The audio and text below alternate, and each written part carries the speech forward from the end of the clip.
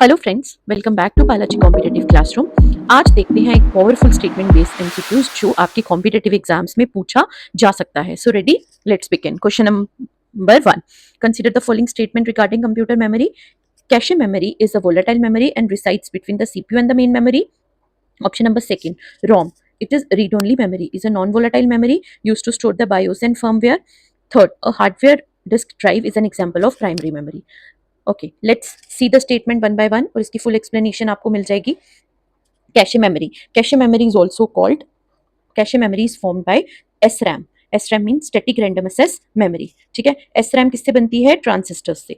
तो CPU cache memory is worked between CPU and main memory, ये जो statement में था, तो इसका मतलब ये सही है कि कैशे मेमोरी किस किस के बीच में काम करती है? सीपीयू और मेन मेमोरी के बीच में। ये एक वोलाटाइल नेचर की होती है। वोलाटाइल नेचर मीन्स जैसे ही पावर ऑन करेंगे ये पूरा पूरा डेटा जो है वो डिलीट हो जाएगा, तो ये वोलाटाइल मेमोरी है।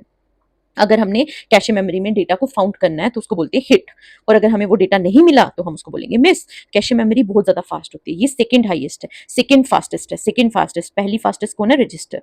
रजिस्टर सीपीयू के अंदर होता है और कैशे जो है वो सीपीयू और मेन मेमोरी के बीच में काम करता है। सो इसकी इंपॉर्टेंट पॉइंट क्या है? कैशे मेमोरी के स्टैटिक रैम से बनी होती है, वोलेटाइल इन नेचर होती है, सेकंड हाईएस्ट होती है, buffer between CPU and main memory, और सिस्टम की परफॉर्मेंस को इंप्रूव करने में हेल्प करती है। सपोज हम यूट्यूब से कोई वीडियो देखते हैं, वो सबसे पहले बफरिंग कहाँ होती है? उसकी कैशे मेमोरी में। सो कैशे मेमोरी की मेमोरी अगर ज्यादा होगी तो हमारी बफरिंग इतनी ज्यादा नहीं होगी, फटाफट से वो डेटा जो है कैशे मेमोरी में जाकर वापस से मेन मेमोरी में चला जाएगा। सो हमें कहीं पे भी अपने डेटा को रुक रुक के देखने की आदत नहीं होगी। सो सेकेंड हमने पढ़ा कि रोम, दैट इज रोम की फुल फॉर्म क्या होती है? Read only memory.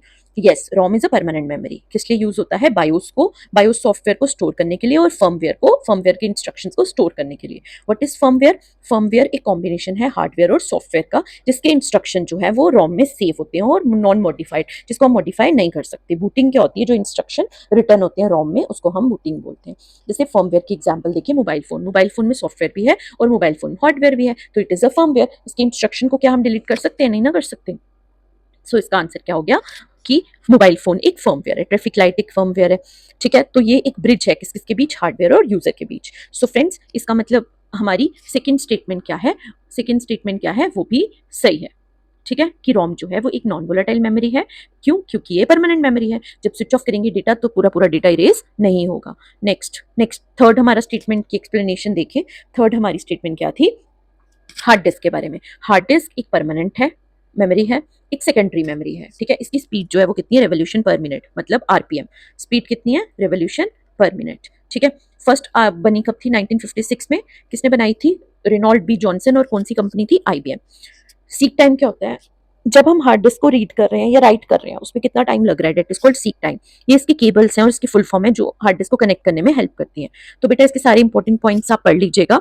अगर आपको ये स्टेटमेंट बेस्ड एमसीक्यू पसंद आया हो तो लाइक, शेयर और सब्सक्राइब जरूर करें, और मेरे YouTube channel Balaji competitive classroom को जरूर सब्सक्राइब करें, क्योंकि मैंने इसकी full complete video, complete set MCQs का एक्सप्लेनेशन के साथ वहीं अपलोड किया है। So friends, my name is Ashwika Sharma. मिलते हैं नेक्स्ट शॉर्ट में एक और exam oriented statement based MCQ के साथ। सो फ्रेंड्स, जय हिंद, थैंक यू।